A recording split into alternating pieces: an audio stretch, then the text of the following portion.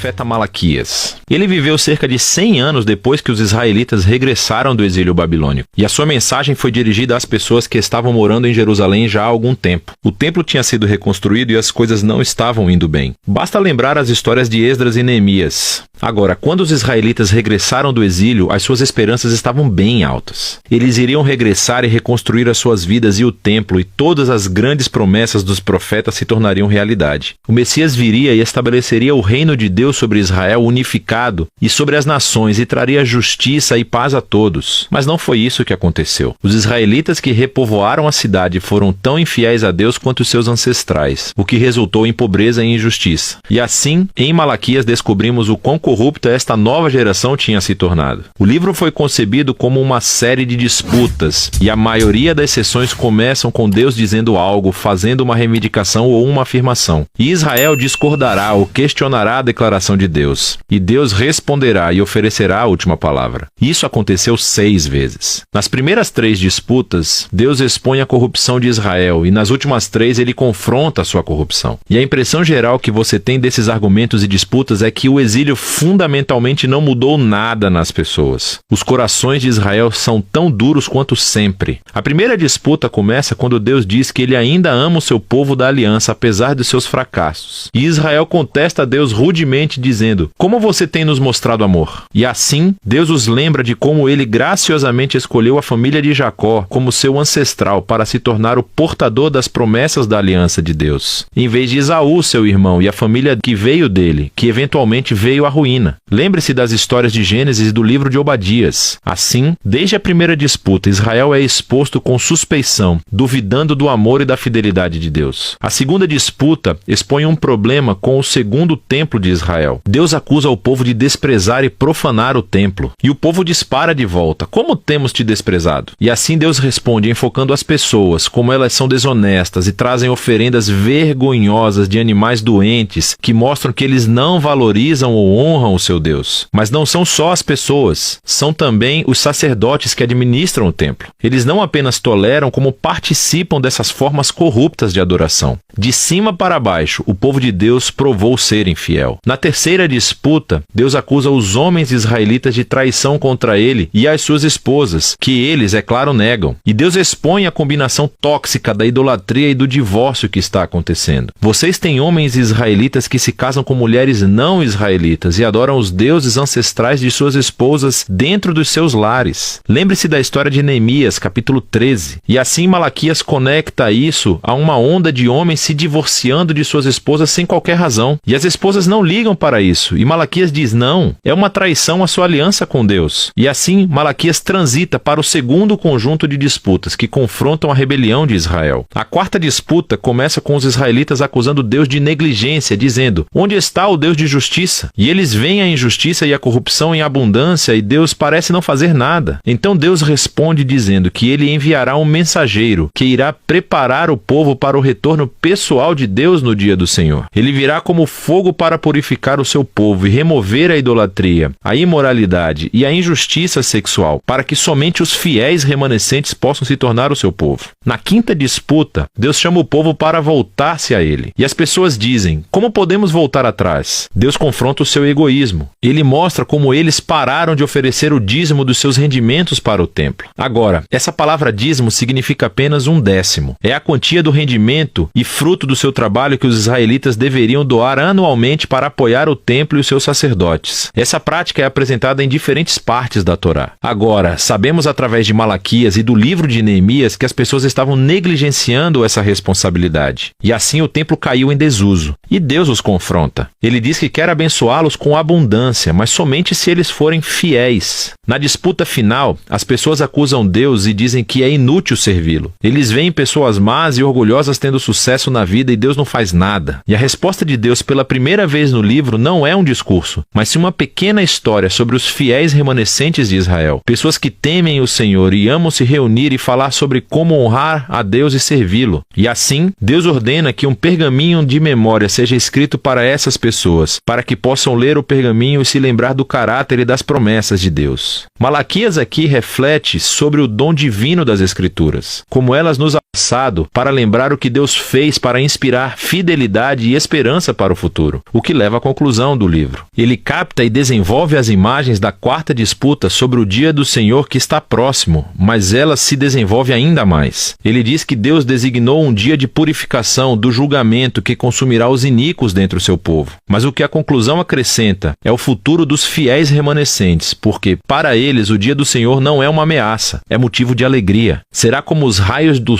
sol nascente que trazem cura e vida e esperança para o futuro. E assim, as disputas de Malaquias chegam ao fim. Mas há algo a mais nesse livro. Os 3 últimos versos não fazem parte das disputas e, na verdade, são um apêndice final, trazendo o fechamento não apenas para Malaquias, mas para toda a coleção da Torá e dos profetas. Então, primeiro, o leitor é chamado a lembrar da lei, ou da Torá, do meu servo Moisés. E isso lembra a história e as leis da aliança que você encontra nos 5 primeiros livros da Bíblia. Mas então ouvimos esse resumo dos livros dos profetas. Vou enviar o profeta Elias antes do dia do Senhor, que restaurará os corações do povo de Deus. Portanto, essa conclusão resume a Torá e os profetas como uma história unificada que aponta para o futuro. Israel foi redimido por Deus e eles o traíram através da sua rebelião e corações duros, quebrando as leis da Torá. Mas as Escrituras antecipam um dia futuro, quando Deus enviará um profeta, um Moisés, um novo Elias, que restaurará o povo de Deus e curará os seus duros corações. Lembre-se de todas as promessas de Deuteronômio, Jeremias e Ezequiel. E assim, esse apêndice final apresenta as Escrituras como um presente divino para ler,